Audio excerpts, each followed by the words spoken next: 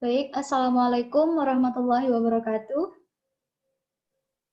Waalaikumsalam warahmatullahi wabarakatuh. Ya, gimana kabarnya anak-anak semuanya? Baik. Baik ya. Alhamdulillah baik, Bu. Alhamdulillah baik, Bu. Hari ini tadi ada kuliah nggak? Ada. Ada. Mata kuliah apa? Mata Ulumul kuliah hadis, Bu. Hadis. Siapa dosennya? Bu Yuyun. Bu Yuyun ya.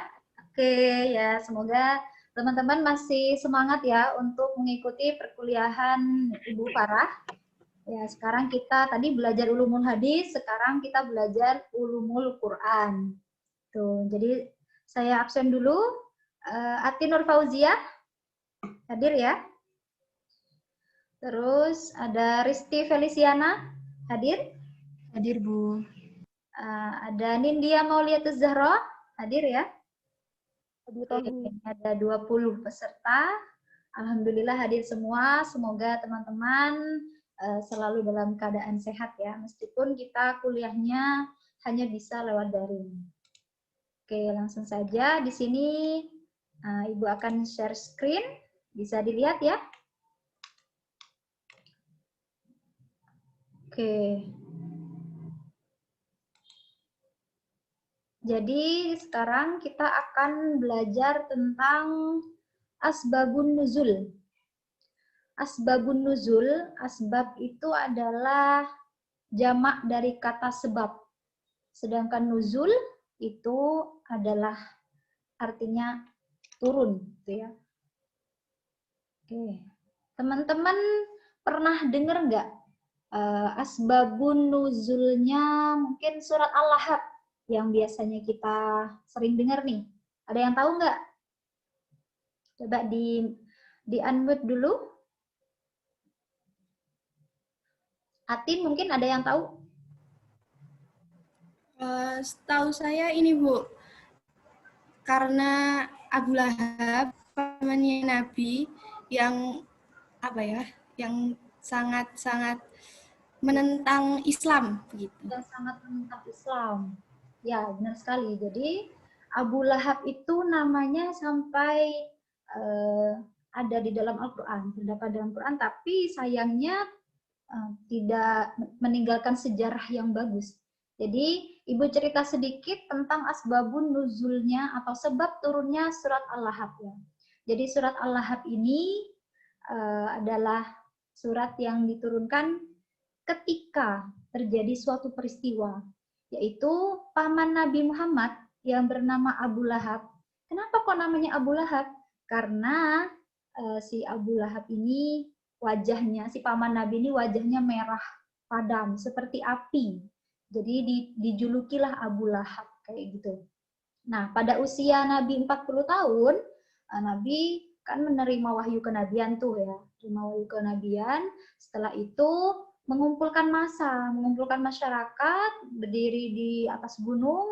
Wahai orang-orang, kalian percayakah kalau saya, ini Nabi Muhammad yang dawuh, kalau saya mengatakan bahwa di balik gunung ini akan ada orang-orang yang menyerang Islam atau orang-orang yang menyerang kita, gitulah ya bahasanya, belum Islam waktu itu. Orang-orang yang menyerang kita. Kemudian ada penduduk yang jawab, saya percaya karena engkau Muhammad tidak pernah berdusta. Seperti itu. Nah, karena orang-orang percaya, Nabi Muhammad lalu mengatakan bahwa beliau adalah utusan Allah. Saya adalah Muhammad, utusan Allah Subhanahu wa taala.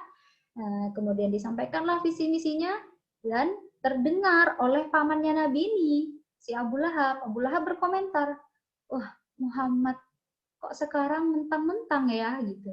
Jadi dulunya dia sayang sama Nabi Muhammad, karena tiba-tiba Nabi Muhammad mengatakan beliau adalah utusan Allah, si Abu Lahab ini marah gitu. Marah dan akhirnya menggerutu. Nah itulah turun ayat Abu Lahab ya. Gimana ayatnya? Coba dibaca, Atin.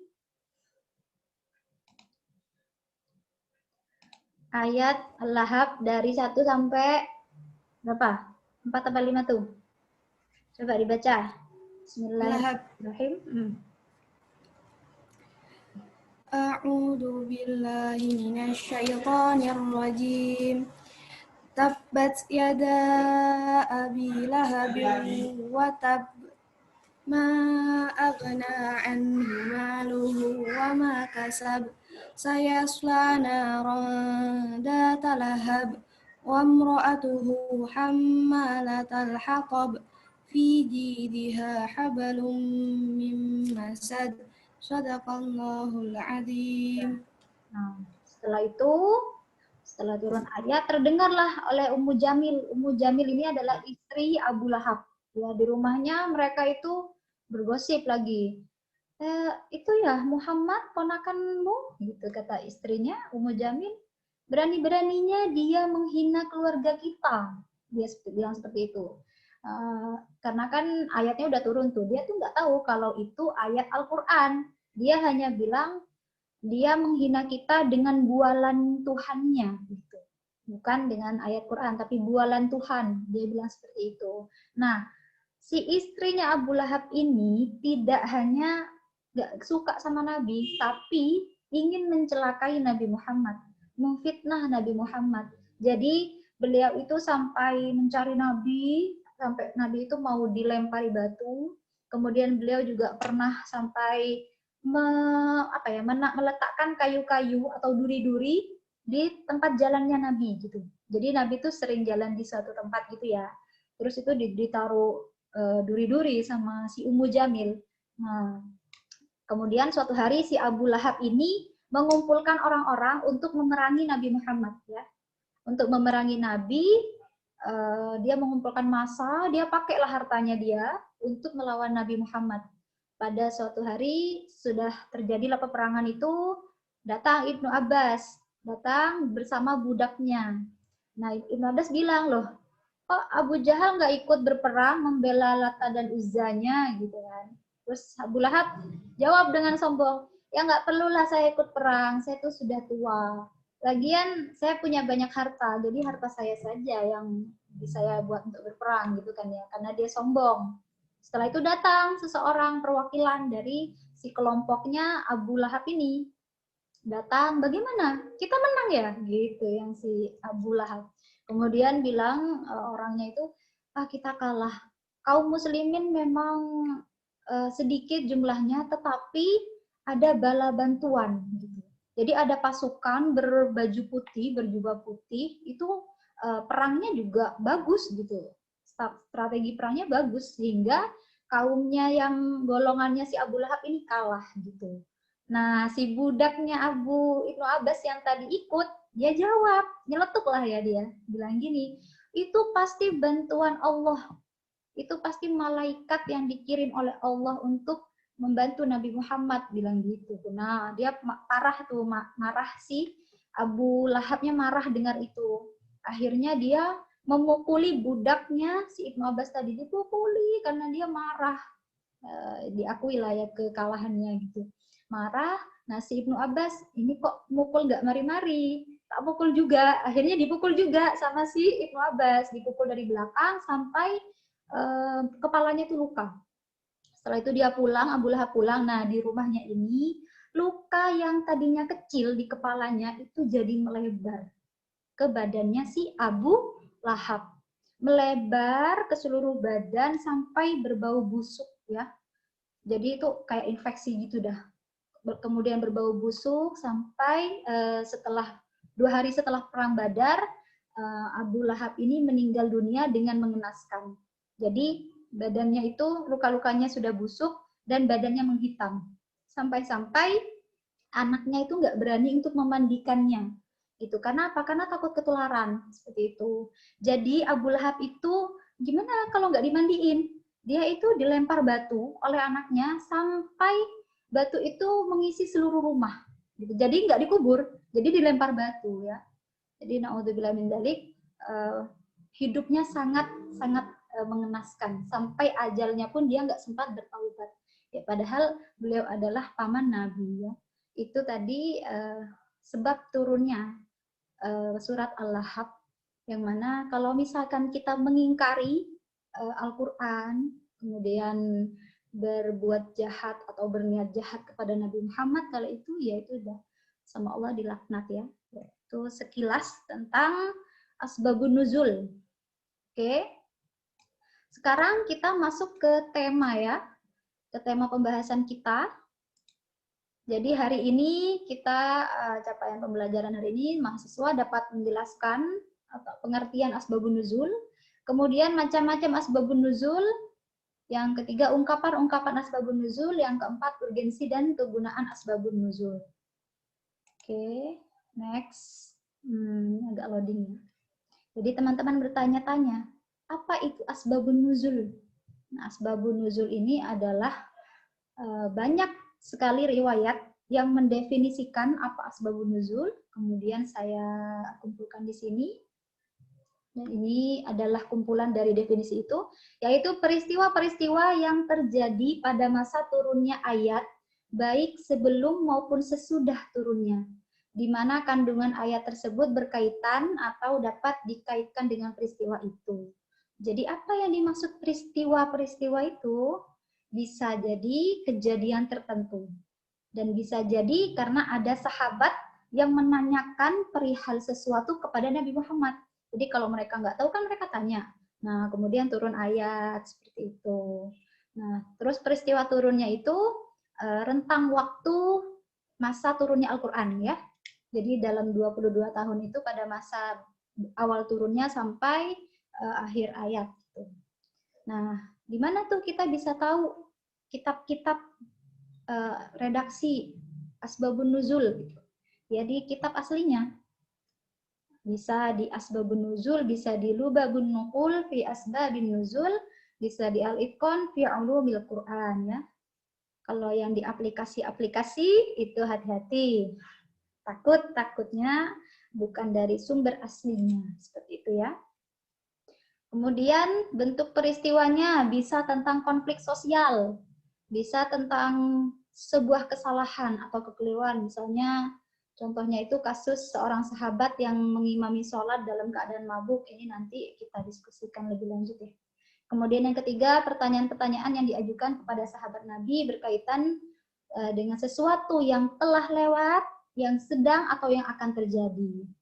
Tetapi tidak berarti bahwa setiap orang harus mencari sebab turunnya setiap ayat. Karena tidak semua ayat Al-Quran diturunkan karena timbul suatu peristiwa dan kejadian atau karena suatu pertanyaan gitu ya. Jadi nggak semua ayat itu ada asbabun nuzulnya. Ada yang memang dia diturunkan sebagai mungkin bacaan sholat ya kan. Nanti dibaca ketika sholat atau mungkin hanya sebagai nasihat-nasihat saja gitu. Jadi nggak semuanya ada asbabun nuzulnya. Kemudian yang selanjutnya adalah macam-macam asbabun nuzul. Di sini hanya ada 2 macam. Yang pertama, ta'addud as-sabab wa nazil wahid. Jadi ada beberapa sebab yang hanya melatar belakangi turunnya satu ayat. Jadi sebabnya banyak hanya untuk satu ayat. Contohnya di surat Al-Ikhlas ayat 1-4. Nah, dalam riwayat itu ada yang menyebutkan bahwa ayat ini turun satu karena sebagai tanggapan terhadap orang-orang musyrik Makkah sebelum Nabi Hijrah. Yang kedua, terhadap kaum ahli kitab yang ditemui di Madinah setelah hijrah. Jadi penyebabnya nggak cuma satu, ada 2 sebab untuk satu ayat itu tadi. Yang kedua, ada ta'addud an-nazil wasabab wahid. Ini kebalikannya yang tadi. Kalau yang tadi kan beberapa sebab, kalau ini satu sebab untuk beberapa ayat, gitu ya. Jadi gampang hafalinnya. Yang ini satu sebab untuk beberapa ayat. Contohnya, silakan diperhatikan. Jadi dalam suatu riwayat dikemukakan ketika kaum Quraisy durhaka kepada Nabi Muhammad, beliau berdoa supaya mereka mendapatkan kelaparan umum seperti kelaparan yang terjadi pada zaman Nabi Yusuf. Alhasil mereka menderita kekurangan sampai mereka pun makan tulang. Lalu turunlah ayat Ad-Dukhan, ayat 10. Ad-Dukhan ayat 10. Bismillahirrahmanirrahim. Fartaqib yauma ta'tis sama'u bidukhanin mubin. maka tunggulah ketika langit membawa kabut yang nyata. Itu sebabnya. Jadi ini sebabnya apa ya, rentetan gitu, nyambung, kayak kisah gitu ya. Kemudian mereka menghadap Nabi Muhammad untuk meminta bantuan, maka Rasul berdoa agar diturunkan hujan. Akhirnya hujan pun turun. Maka turun ayat selanjutnya. Nah, jadi turun lagi nih ayat satunya. Padahal ini kan satu cerita nih.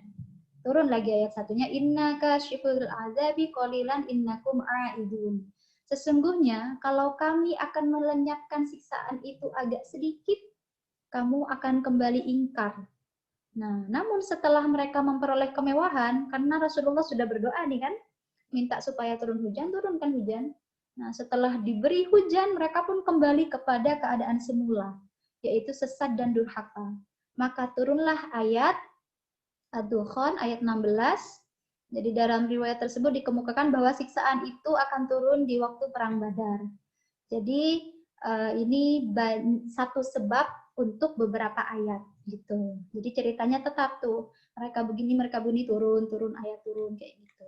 Yaitu macam-macam redaksi. Kemudian kaidah populer. Jadi di dalam asbabun nuzul, kaidah populer yang digunakan oleh para ulama itu adalah nih. Teman-teman bisa nggak baca, nggak ada harokatnya? Belum bisa ya? Oke. Al-ibratu bi'umumil lafzi la bi khususis sabab. Ya. Artinya patokan dalam memahami makna ayat adalah bi'umumil lafzi, dengan umumnya suatu lafaz, la bi khususis sababi, tidak pada khususnya sebab. Jadi kalau kita mendapati sebuah ayat, kita harus perhatikan ayatnya, lafadznya, ya, bukan kepada kenapa ayat itu turun, paham? Ya, jadi kepada lafadznya, bukan sebab kenapa ayat itu turun. Sekarang saya contohkan. Quran surat Al-Anbiya ayat 83 sampai 90, di situ sudah ada ya. Bismillahirrahmanirrahim. Wa ayyuba idnada rabbahu anni massaniyadurru wa anta arhamur rahimin.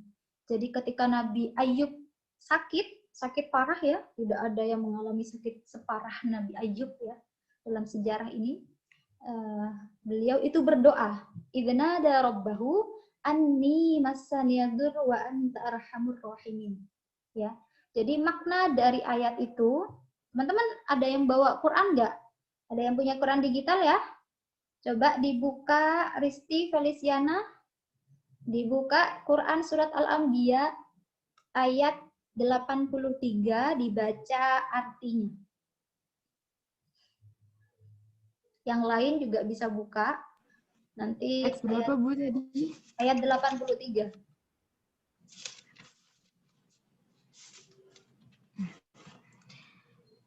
Dan ingatlah kisah Ayub ketika dia berdoa kepada Tuhannya. Wahai Tuhanku, sungguh aku telah ditimpa penyakit, padahal Engkau Tuhan yang Maha Penyayang dari semua yang penyayang. Ya, bagus. Selanjutnya, baca lagi selanjutnya di ayat 84-nya. Lanjutannya.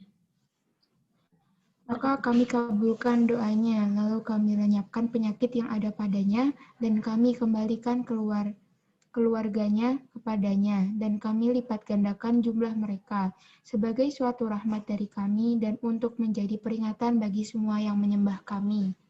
Ya, bagus. Selanjutnya, untuk doanya yang Nabi Yunus di ayat 87. Artinya? Dan ingatlah kisah Yunus ketika dia pergi dalam keadaan marah, lalu dia menyangka bahwa kami tidak akan menyulitkannya. Maka dia berdoa dalam keadaan yang sangat gelap. Tidak ada Tuhan selain Engkau, Maha Suci Engkau, sungguh aku termasuk orang-orang zalim. Oke, bagus.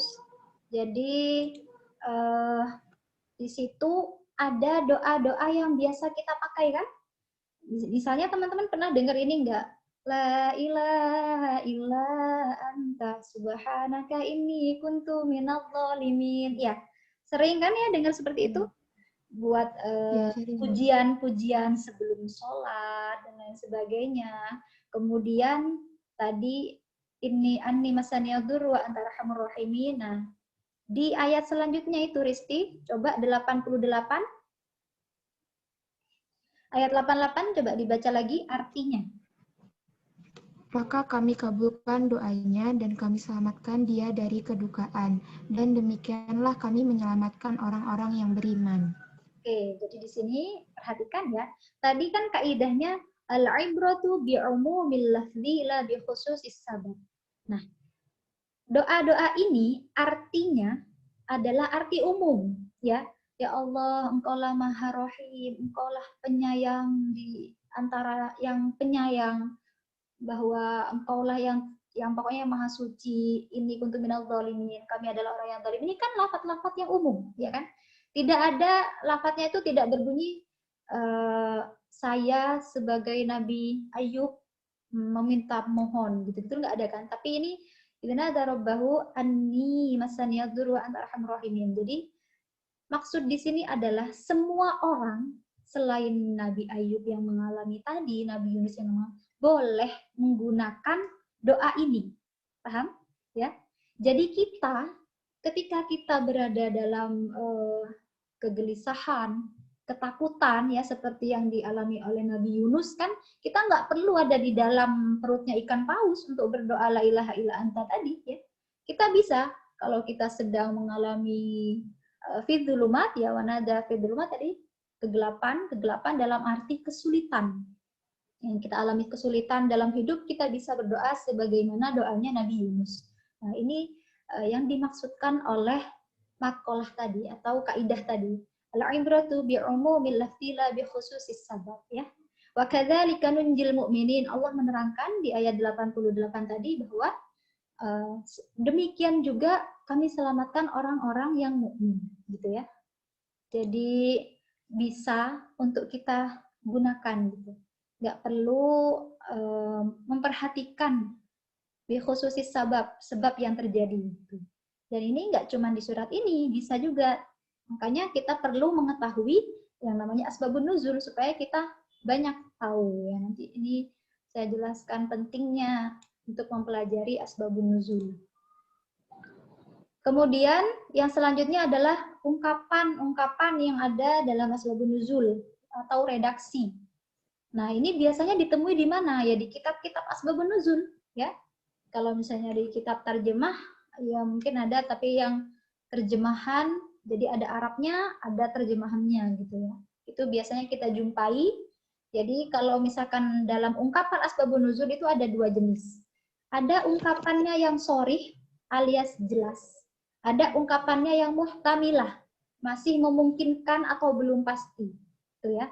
Jadi sudah ada yang fix gitu kalau bahasa sekarang, dan ada yang belum fix. Ya, contohnya adalah Su'ila Rasulullah sallallahu alaihi wasallam angkada fanazalatil ayah. Kalau teman-teman menemukan fanazalatil ayah ya, maka turun ayat karena ini, maka turunlah ayat ini, itu artinya. Jadi itu pasti. Jadi ayat itu pasti turun karena peristiwa itu gitu. Kalau redaksinya pakai fanazilatil ayah atau fanazalatil ayah gitu ya. Kalau misalkan pakai redaksi itu berarti peristiwanya sungguh terjadi, udah pasti gitu. Kemudian yang kedua ada muhtamilah, masih kemungkinan. Jadi nggak jelas ini beneran ayatnya turun karena ini atau enggak gitu. Jadi redaksinya nazalat hadhil ayah fi kadza atau ahsibu hadhil ayah nazalat fi kadza. Kalau tadi kan fanazalatil ayah, kalau ini hadhil ayah nazalat fi gitu. Jadi ini hanya perbedaan redaksi saja ya. Jadi teman-teman semakin banyak belajar bahasa Arab akan semakin tahu perbedaan kalimat dalam bahasa Arab tadi yang digunakan. Kemudian apa sih urgensi atau pentingnya kita mempelajari asbabun nuzul? Ya, banyak sekali. Yang pertama, kita jadi tahu hikmah di balik syariat yang diturunkan melalui sebab turunnya, sebab tertentu. Jadi misalkan kenapa kok kita diharamkan untuk makan minum yang homer atau makanan atau minuman yang memabukkan. Itu nanti kita jadi tahu kalau kita belajar asbabun nuzul. Kemudian yang kedua, seorang dapat mengetahui pelaku atau orang yang terlibat dalam peristiwa diturunkan ayat itu. Kayak tadi yang cerita Abu Lahab, itu kan banyak tuh yang ikut dalam andil itu. Nggak cuma Abu Lahab ternyata, tapi juga ada istrinya. Wa mur'atuhu hammalatal hatab. Itu istrinya nanti digambarkan ya, dia akan membawa kayu bakar gitu di neraka gitu. Jadi kita tahu ada Ibnu Abbas, ada budak, ada lain sebagainya ya. Nanti tambah banyak kita tahu, tambah tuh, tambah kenal sama ternyata orang-orang sejarah itu kayak gini. Pelaku sejarah Al-Quran, kenapa kok diturunkan ayat itu. Kemudian yang ketiga, dapat menentukan apakah ayat mengandung pesan khusus atau umum dalam keadaan bagaimana ayat itu mesti diterapkan. Jadi kalau pengalaman saya, semakin banyak kita tahu tentang isi dari Al-Quran, kita kan pasti mikir, oh ternyata Allah itu ingin kita seperti ini ya. Ternyata Allah itu Maha Rahman, Maha Rahim. Kita jadi tahu tuh pesan-pesan yang ada di dalam Al-Quran gitu. Kalau kita mempelajari asbabun nuzul. Kemudian yang terakhir, seorang dapat menyimpulkan bahwa Allah selalu memberi perhatian penuh kepada Rasulullah dan selalu bersama para hambanya. Jadi setiap ayat mesti kan ada innallaha apa ya, kayak yang ghafurun syakur, alimun bidzatis sudur. Pokoknya pasti akhir-akhir ayat itu menerangkan bahwa Allah itu sangat-sangat selalu ada gitu lah untuk kita gitu ya. Kalau kita mendalami asbabun nuzul. Kemudian kegunaan mengetahui asbabun nuzul ini berkaitan dengan ilmu syariah. Ya, yang pertama mengetahui hikmah dan rahasia diungkapkannya suatu hukum dan perhatian syarak. Contohnya pelanggaran minuman keras. Jadi teman-teman tahu kan dulu minuman keras itu biasa bagi umat jahiliyah kan ya, sangat biasa. Bahkan yaitu seperti mungkin air putih sekarang ya. Tapi di sini ada 4 kali tahapan sampai diharamkannya si minuman keras. Jadi Allah itu enggak serta-merta langsung itu haram, enggak. Karena apa? Karena dulu itu adalah hal yang mafhum, hal yang biasa, tradisi gitu. Tradisi yang buruk tapi kan. Jadi step by step. Coba Atin ada Atin atau Risti lagi atau Farah terserah. Coba dibuka, ada yang buka surat An-Nahl. Coba Risti buka An-Nahl ayat 67. Terus Atin buka Al-Baqarah ayat 219. Nindi nggak usah buka apa-apa. Ya. Nah, ayat berapa tadi, Bu? 67. 67. Ya. Dibaca artinya. Dan dari buah kurma dan anggur, kamu membuat minuman yang memabukkan dan rezeki yang baik. Sungguh pada yang demikian itu benar-benar terdapat tanda kebesaran Allah bagi orang yang mengerti. Ya, di situ kita kan tahu anggur yang memabukkan adalah anggur yang itu kan difermentasi kan anggurnya. Fermentasi. Jadi anggur asal muasalnya itu ya halal. Tapi ketika itu sudah difermentasi sampai apa ya, tingkat asamnya tinggi ya kayaknya, kalau sudah ya kayak tape lah, tape kan atau cuka kan kalau lama-lama jadi arak kan juga gitu. Jadi anggur itu baik gitu. Allah tuh mau kasih tahu sama kita kalau anggur itu baik, halal. Tapi ketika diolah menjadi sesuatu yang bisa memabukkan, itu akan menimbulkan mudarat ya. Itu step pertama. Ada turun ayat itu. Kemudian step kedua, Atin, Al-Baqarah 219. Nanti Risti An-Nisa 43. Dibuka Risti. An-Nisa 43. Ya, Atin dulu. Al-Baqarah 219. Mereka menanyakan kepadamu Muhammad tentang khamr dan judi. Katakanlah, pada keduanya terdapat dosa besar dan beberapa manfaat bagi manusia. Tetapi dosanya lebih besar daripada manfaatnya. Dan mereka menanyakan kepada kamu tentang apa yang harus mereka infakkan. Katakanlah, kelebihan dari apa yang diperlukan. Demikian Allah menerangkan ayat-ayatnya kepadamu agar kamu memikirkan. Nah, itu sudah mulai kan, mulai diedukasi lah ya. Jadi Allah mulai kasih tahu itu tuh banyak mudaratnya gitu kan. Coba kamu pikir-pikir lagi, itu baik nggak untuk kesehatan, untuk kita. Kalau misalnya kita lagi mabuk gitu, kan segala pekerjaan jadinya ini apa namanya berantakan gitu kan, berantakan. Terus ayat selanjutnya yang turun untuk yang hukum minuman ini, ayat An-Nisa 43, Rizky dibaca.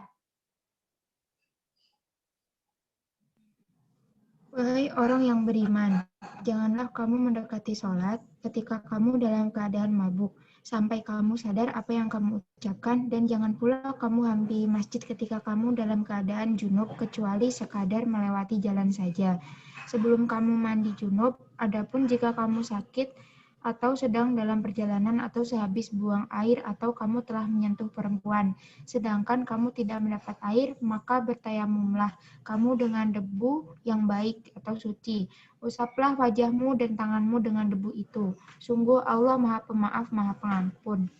Nah, ya, jadi ini sudah mulai dikasih tahu kalau misalkan kita dalam keadaan mabuk, itu tidak boleh mendekati ibadah seperti sholat, seperti itu ya.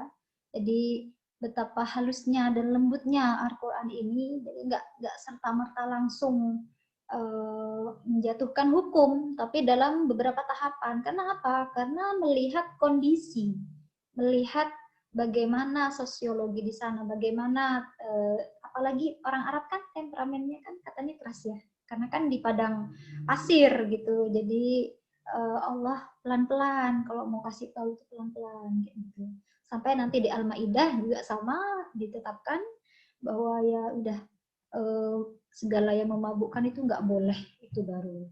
Jadi perlahan-lahan sekali. Itu kegunaan kita, jadi kita tahu hukum syara itu gimana gitu. Kadang kan orang berselisih pendapat ya, banyak ya. Yang ini bilang ini, yang itu. Sampai-sampai kalau beberapa tahun kemarin ya, di Indonesia kan ada isu seperti itu. Ada orang-orang yang menggunakan dalil untuk suatu kelompok ya, untuk membela kelompoknya. Jadi ada kepentingan di situ. Ya, menggunakan Al-Qur'an. Kemudian kegunaan yang kedua, membantu memberikan kejelasan terhadap beberapa ayat. Yang ketiga, beberapa dapat mengkhususkan hukum terbatas pada sebab. Yang keempat, membantu memahami apakah suatu ayat berlaku umum atau berlaku khusus dalam hal ayat itu diterapkan. Jadi nggak semua ayat itu bisa dipakai untuk A, itu nggak semua ayat bisa dipakai untuk B. Jadi kalau kita pengen mengaplikasikan ayat itu, menggunakan ayat itu ya harus tahu dulu sebab nuzulnya apa, cocok nggak nih diterapkan ini, memang boleh nggak nih diterapkan untuk ini, gitu, seperti itu. Terus yang kelima, mempermudah orang yang menghafal ayat-ayat Al-Quran serta memperkuat keberadaan wahyu dalam ingatan. Jadi ini bagi teman-teman yang ingin menghafalkan Al-Quran sangat-sangat bermanfaat sekali. Karena kita jadi paham nih, misalkan nanti kisahnya Nabi ini, kan ada rentetan tuh yang misalkan Al-Baqarah yang Bani Israel yang selalu bertanya, ingat kan ya? Jadi mereka itu tanya lagi, nanti mereka tanya, sapi warna apa? Sapi apa? Sapi ini, sapi ini. Sapi warna apa? Ini kan tahapan-tahapan cerita ya. Nanti insya Allah teman-teman kalau sudah nyampe di juz tengahan sampai akhir, itu ngebantu sekali asbabun nuzul ini untuk mempermudah kita dalam menghafal. Jadi mengaitkan ayat-ayat itu gampang, kosakatanya juga. Kemudian yang terakhir, faidah mengetahui asbabun nuzul dalam lapangan pendidikan dan pengajaran ya. Karena teman-teman ini adalah jurusan pendidikan agama Islam, jadi nanti asbabun nuzul ini akan sangat bermanfaat di lapangan pendidikan. Pertama, membangkitkan perhatian dan menarik minat. Jadi kan kalau peserta didik dihidangkan atau dikasih cerita yang menarik, ini kan mereka langsung excited kan ya. Jadi kita juga sebagai pendidik seharusnya begitu. Di awal kita kasih pancingan mereka, kayak tadi yang Ibu contohkan, bagaimana Al-Lahab? Oh ya seperti ini, ternyata ada yang tahu juga ya sebabun nuzulnya dari surat Al-Lahab tadi. Kemudian yang kedua, memberikan konsepsi menyeluruh mengenai tema pelajaran. Karena ini kalau cerita itu kan ringkas. Sudah tahu nih, oh ini setelah ini seperti ini. Nah, asbabun nuzul seperti itu. Jadi ceritanya menarik, kemudian tahu esensi dari cerita itu apa. Kemudian yang ketiga, memudahkan guru membawa anak didiknya dari hal yang sifatnya umum kepada yang khusus. Misalkan, awalnya kita tuh cuma tahu Al-Lahab, surat Al-Lahab, atau surat Al-Ikhlas. Itu kan hanya umum kan? Ya, tahu kalau oh Abu Lahab itu masuk neraka, paman Nabi. Nah, setelah tadi kita belajar asbabun nuzulnya Al-Lahab, jadi tahu. Oh, ternyata meninggalnya tuh begini. Ternyata yang dilakukan Abu Lahab bukan hanya menghina, seperti itu ya. Jadi kepada yang dari umum kepada yang sifatnya khusus, kayak gitu. Kemudian yang terakhir, pengetahuan asbabun nuzul merupakan media paling baik untuk mewujudkan tujuan-tujuan pendidikan dalam mempelajari Al-Quran, baik yang umum, baik bacaan maupun sifatnya. Ya, jadi kalau misalkan di asbabun nuzul ini kan kita akan mengungkap peristiwa, kejadian, sejarah dari ayat itu yang mana itu sangat baik. Jadi kita paham benar kan apa yang Allah titipkan, apa yang Allah inginkan atau pesan yang ada dalam ayat tersebut. Seperti itu. Oke, selanjutnya kita diskusi. Mungkin teman-teman ada yang ingin ditanyakan nih. Kita diskusi bareng ya. Silahkan. Atin, Risti, silahkan bertanya.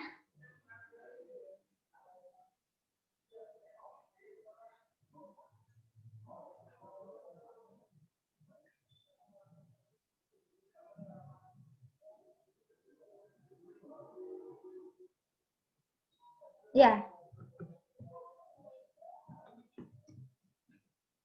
Gimana? Ada yang mau tanya? Farah ini sepertinya ingin bertanya. Ya.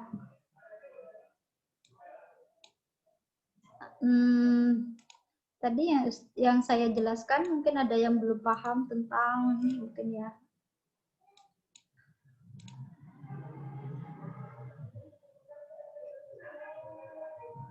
Nindi mungkin? Saya mau bertanya, Bu. Ya. Apakah ilmu asbabun nuzul itu menjadi acuan dalam menyimpulkan suatu pertanyaan tentang Al-Quran? Menyimpulkan suatu pertanyaan tentang Al-Quran? Ya. Maksudnya gini, kalau misalkan ada orang tanya, kita bisa tuh pakai ilmu asbabun nuzul gitu ya? Oke, baik. Ya, terima kasih pertanyaannya, Nindi. Jadi, di dalam mempelajari Al-Quran itu sangat banyak ilmu yang harus kita punya. Ya. Ulumul Quran itu sebenarnya luas sekali. Termasuk juga memahami bahasa Arab. Ya. Memahami bahasa Arab. Tidak cuma ulumul Quran, tidak cuma asbabun nuzul. Ada jam'ul Quran, ada rasmul Quran, ada ijazul Quran, ada juga nasikh mansukh, ada munasabah Al-Quran. Jadi mungkin bisa untuk menjawab satu pertanyaan, tapi dalam satu spek gitu. Kayak kalau misalkan ingin tahu sebab turunnya, maka pakai ilmu asbabun nuzul ini, gitu. Paham? Ya. Tetapi jika ingin tahu, misalkan tentang ayat-ayat yang berkaitan, itu namanya munasabah Quran. Misalkan ayat A ternyata punya hubungan dengan ayat B, jadi ayat itu ada di beda surat, tapi menjelaskan yang sama, itu pakai ilmu munasabah Quran. Ada rasmul Quran, penulisan Al-Quran juga ada. Kalau misalkan pengen tahu tentang ayat-ayat yang terhapus, ada juga namanya ilmu nasikh mansukh. Ada juga namanya muhkam mutasyabih. Nanti kita jelaskan di pertemuan selanjutnya ya. Jadi ini hanya gambaran saja. Jadi kalau ayat muhkam mutasyabih itu ada ayat yang memang artinya itu kita sudah tahu gitu. Tapi ada juga ayat yang artinya samar. Masih ada banyak pemaknaannya beda-beda gitu. Ada lagi takwil, ada tafsir ya, ada terjemah, itu kan beda kan? Jadi akan ingin tahu secara rinci ya belajar tafsirnya, pakai ilmu tafsir.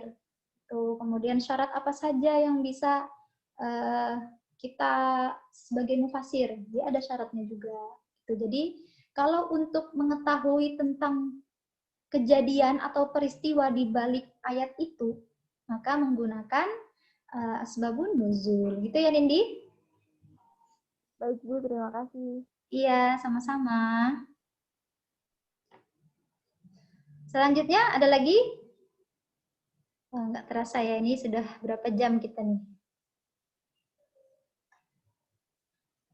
Ya, mungkin Kristi ada pertanyaan, satu pertanyaan lagi, nanti kita akhiri diskusi ini.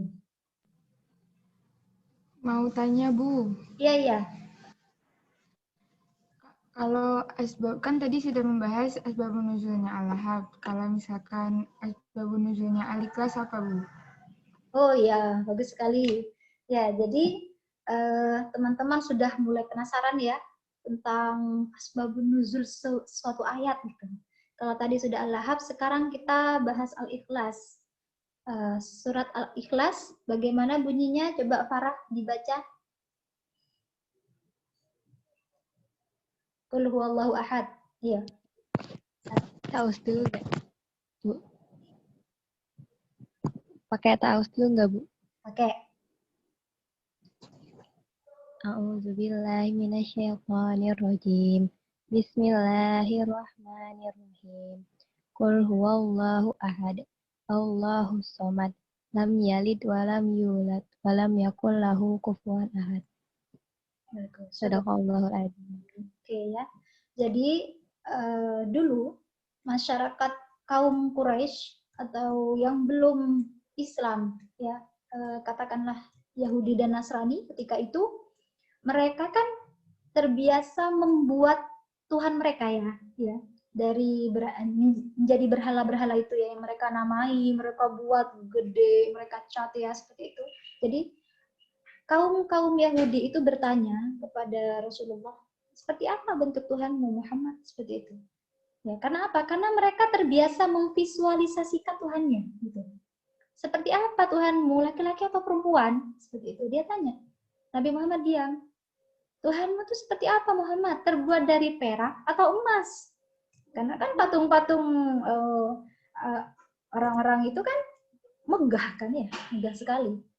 Sampai Rasulullah diam. Akhirnya turunlah ayat Qul huwallahu ahad, Allahus somad. Jadi Allah itu mengatakan, katakanlah bahwa Tuhanmu satu. Lalu timbul pertanyaan, kenapa kok bukan Qul huwallahu wahid? Ya, padahal wahid itu juga artinya satu. Ya, kenapa kok nggak pakai wahid? Kenapa kok pakai ahad? Karena kalau sudah wahid itu ada isnain, ada dua, ya kan? Kemudian ada salis, ada tiga, ada robi' dan sebagainya. Jadi kalau kita pakai kata wahid itu ada seterusnya. Jadi kalau qul huwallahu wahid berarti ada isnan salis itu. Ya seperti triloginya mereka gitu kan. Karena ya Nabi Isa itu kan kata mereka anak Tuhan, ya. Jadi tiga itu kan Tuhannya mereka sama. Mereka mancing. Jadi pakai kata ahad. Qul huwallahu ahad, karena kalau sudah ahad itu artinya satu-satunya, tidak ada yang lain, gitu ya. Jadi nggak ada setelahnya ahad, itu nggak ada. Jadi pakai qul huwallahu ahad. Jadi karena mereka tadi mendesak Nabi, seperti apa Tuhanmu? Baru sifatnya seperti apa gitu? Apakah dia punya anak gitu kan? Kemudian dijawab Allahus somad, lam yalid walam yulad walam yakul lahu kufuwan ahad. Jadi mereka kepo sama Tuhannya Nabi Muhammad. Seperti apa bentuknya? Apakah terbuat dari emas atau perak? Laki-laki atau perempuan? Gitu. Maka turunlah ayat Qul huwallahu ahad, Allahus somad, menerangkan sifatnya Allah. Lam yalid, ia tidak diperanakkan, walam yulad, dan tidak beranak ya, beranak dan diperanakkan, seperti itu. Gitu. Jadi semakin banyak kita tahu asbabun nuzul dari ayat-ayat, maka kita akan semakin tenang, ya kan? Merasa bahwa iya ya, itu benar adanya. semakin tahu, semakin kenal Rasulullah juga. Sudah? Ada lagi yang mau bertanya? Ya, ini sudah pukul 4:30 ya. Sudah sekitar hampir 1 jam ya kita bersama-sama. Nah, jangan lupa untuk presentasi minggu depan, Saudari Farah ya, yang presentasi, jangan lupa. Nanti teman-teman juga jangan lupa untuk membaca Quran, terjemahnya yang nggak apa-apa. Untung-untung bisa belajar asbabun nuzul. Gitu ya. Oke, terima kasih teman-teman semuanya. Semoga kita bisa bertemu di pertemuan selanjutnya. Nanti kita bahas tentang ayat muhkam dan mutasyabih. Gitu ya. Oke, baik. Ibu akhiri ya. Kita baca hamdalah bersama-sama. Alhamdulillahirrabbilalamin. Ya, billahi taufiq wal hidayah. Assalamualaikum warahmatullahi wabarakatuh. Waalaikumsalam warahmatullahi wabarakatuh. Terima kasih, Bu. Ya, Ya, sama-sama. Terima kasih, Bu. Ya.